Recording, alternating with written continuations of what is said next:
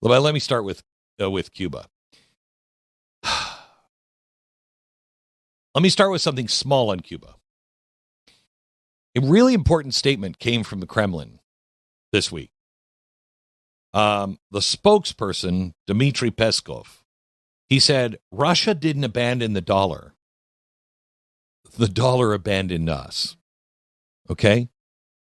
Now, that's an interesting phrase coming from the spokesperson from the Kremlin. Then he said, if conditions change and the dollar became practical again, countries, including Russia, might resume using it again. Wait a minute. What? For years, the message out of Russia has been de-dollarization, okay? Now the message is more, well, we left because we had to, not because we wanted to. Wait, hold on. Reports based on Russian internal proposals suggest Moscow is floating a broader economic cooperation with Washington if a Ukraine settlement emerges, okay? If we settle on Ukraine, what Russia is now saying is maybe we can do joint energy projects. Maybe we can jointly invest in different things and have cooperation. And maybe, the settlement systems that, Joe Biden just blew up, maybe it would include dollar-based transactions again. Wait, what? What? This is huge. Russia has been using the dollar as a weapon for a long time, and so are we. This is the fundamental principle of BRICS, and local currencies. Russia was saying that's the future. Okay. But then why are you saying you might go back to it? All right. So there's the first piece of the puzzle. Something's going on, and it's tied to Ukraine. Jason, tell me about the Cuban Missile Crisis. What was that about? What happened? Cuban Missile Crisis? Yes. Well, do you want to know like just kind of like this is what happened or what serious? Yeah, just basically what happened, basically. And I know I'm hitting you off I don't know if I would recall all the details, so go ahead and just off the top of your head, what happened? Don't look it up. Don't stall and look it up. Not looking hands off the computer. So Cuban Missile Crisis was when they were going to start positioning nuclear missiles on Cuba, or at least missiles that could have the range to hit the United States. And that was obviously a red flag for us. But the Soviets were responding to multiple other countries within Europe that already had nuclear-capable missiles that could target them. So for them, it was like, this is only fair. For us, this was like, oh, nobody. And then it happened. Oh, good. Do you remember the country that it came down to? Because it came down to one country. Nobody remembers this. But this is what the real argument was about. You're right. It was about, wait a minute, only fair is fair. You got them all up and down our border. You can't have that both ways. We're going to put them off your coast because you can hit us within minutes. We're going to be able to hit you within minutes. And we said, nope. And we think that this all ended. We think this all ended because JFK was so tough and he was like, I'm putting the ships and you're not going to cross the line. And that's part of it. But there was a deal. We will remove our missiles from Turkey. Oh, yes. And we won't pursue Turkey. Okay? And Turkey was on the border of the Soviet Union at the time. And so that was like putting missiles in Mexico. And so we said, we'll remove these missiles. They're old and outdated anyway. That's what we said. And so we'll remove those and you remove yours and we'll call it even. And so we both walked away a winner. My question is, we gave up Turkey. Now we're headed towards another blockade, possibly, because Russia just sent their ships, some ships down for aid and everything else down to Cuba. Mexico is doing it. Some other country is doing it. And we've said, you're not going in. You're not pulling into port. Whether we do a blockade or not, I don't know. But it just felt very, very similar to me. And I was talking to a friend of mine, and he said, Turkey. Like, what? Turkey. That was the end of the Cuban Missile Crisis. Is it possible that this Cuban thing will be solved by what we do and solve in Ukraine, just like we resolved last time with Turkey?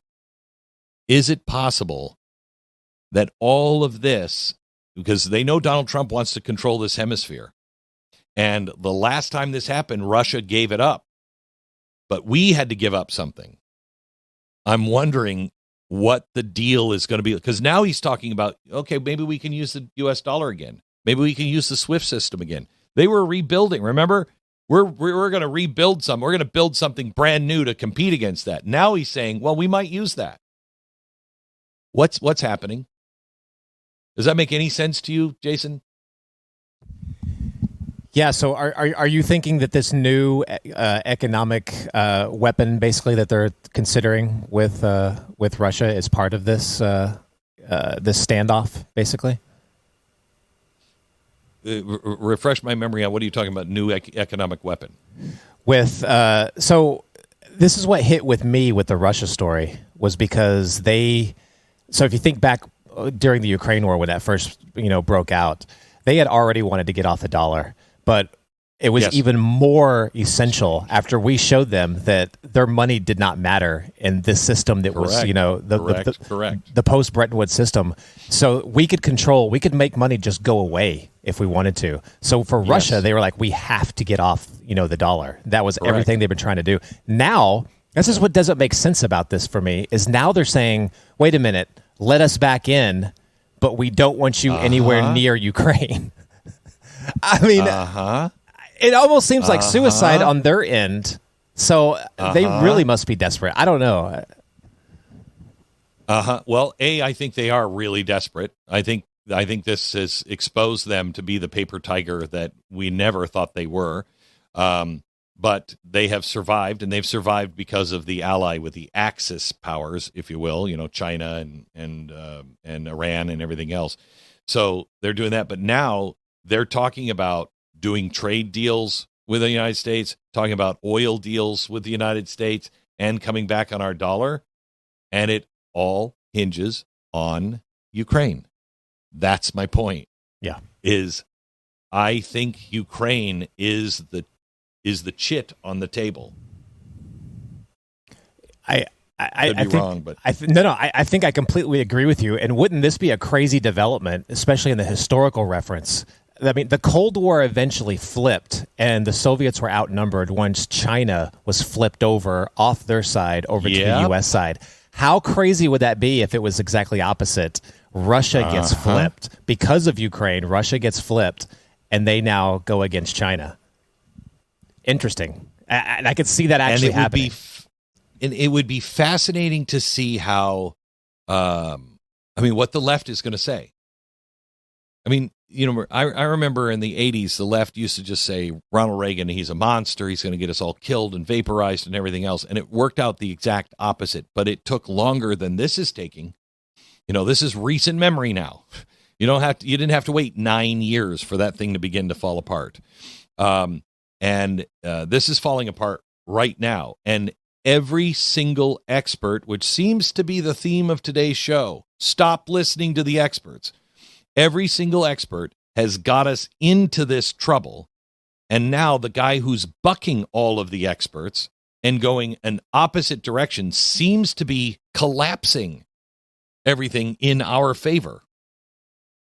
It's fascinating to me because I think you're right. I think this could end with Russia not being a trusted ally by any stretch of the imagination, but by being somebody we can do business with. This is what Washington wanted us to do, and our founders wanted us to do. You don't have permanent allies because things change, people change, countries change. And so what you have are business relationships. You do trade with people, and you use that trade to strengthen or weaken relationships. But you're friends with everybody. Okay, you try to be. That's what Donald Trump is doing. We're not going to, Hillary Clinton's gave her the reset button. Remember that? We're best friends. We're never going to be friends with Putin. We shouldn't want to be friends with Putin. But we should want to be able to do business with Putin and have some sort of a relationship where we're not throwing the whole world into chaos. And that's exactly what the left was doing under Biden, throwing the entire world into chaos and pitting each other against each other. Why? Go back to how does every great empire end? Every great empire ends the same way with its in world history with all of the other countries. There is always a rising power and a falling power. Whatever the great power is that is falling because it's exhausted itself one way or another and made too many mistakes, there's a new rising power that's coming up. And so there's always a war right towards the end because they're like, take them. They're weak. Take them out now. But notice China's not doing that because they're weak themselves. Everyone in the world, I've said this to you over and over again, this is unique in all of human history. This has never happened like this before. Okay, so in history, this is the way it always happens. Big empire starts to fall. New empire is on the rise. War takes the old empire out because it's weak, and then the new one comes in. Okay. This time, our empire is falling at the same time everyone else is falling. People want to believe that China is the rising power, but it's not. It's not. They're in more trouble economically than we are, and that's saying something, okay? There is no clean, clear rising power except whoever gets AI. Then that will seal the deal on who the rising power is, okay? So what was the left doing? I'm sorry, I'm just trying to piece this together because there's something big here, and I'm not sure I'm on it yet. But what was the left doing? The left is trying to tear down our empire from the inside. They're doing the job that another rising empire would have done in history. There is no empire that's rising, so there's nobody trying to challenge us that way unless it's a whole group of countries that will try to do it. But they lose if we go down as well. So who's trying to take us down? Our own left. And when the left got in power, what did they try to do? Weaken our military and, quite honestly, drag us into war with Russia. Joe Biden himself said, we're not going to do any of these things because that could be World War III. I mean it, no joke, World War III, right? And then he went and proceeded to do those things he said would cause World War III. It's almost as if the left wanted World War III. Now, if you go back to Donald Trump, who I think in many ways is following the advice of the founders on the way he deals with countries and allies, don't have permanent allies. Have friends around the world and treat them as friends as long as you can. Unless they're attacking you or something, you treat them as friends and you do deals with each country, what's best for your country. So that's what he's doing. And instead of having war, he's trying to make peace all over the world. And now Russia, he's making a deal which could end with us having this hemisphere and Russia kind of saying, okay, we'll stay out. China will stay out. And Russia actually saying, I want to do some deals with the United States. Donald Trump won't do that deal if you're doing it with China as well. So we'll do oil deals with the United States, which will strengthen Europe as much as they can be strengthened, but also strengthen us and prevent World War III. And I think the chit on the table will be Ukraine. Now, here's an excuse on why we wouldn't do it. We wouldn't give up Ukraine because Biden gave the farmland of Ukraine. Look this up. It's horrifying. You can no longer say, we never got into a war and, wanted stuff or took land. Yep, we did. Biden gave much of the farmland and all of the rebuilding contracts to BlackRock and all of these, big hedge funds. Goldman Sachs, all of these people own the farmland and all the reconstruction. We took. And that's the only reason why I could see he's not going to just give up Ukraine, because the pressure on the inside from all of these big financial players, I think it would be too strong, where they would be like, whoa, wait. We were supporting all of this stuff that was happening, and the only thing he can say is, you weren't supporting me. You weren't supporting my plan. You were supporting Joe Biden's plan. And, sorry, you don't get that. I mean, that's a big enemy to call out, but Donald Trump, if anybody will do it, Donald Trump would do it. Thank you for thinking for yourself and being part of a movement, because that's really what all of this is. If you want the full story, you want to go deeper, go to blazetv.com/Glenn. Go there right now, sign up, no interruptions, just the truth, uncensored and unfiltered. Don't just watch, take a stand. And I'll see you over there in a minute.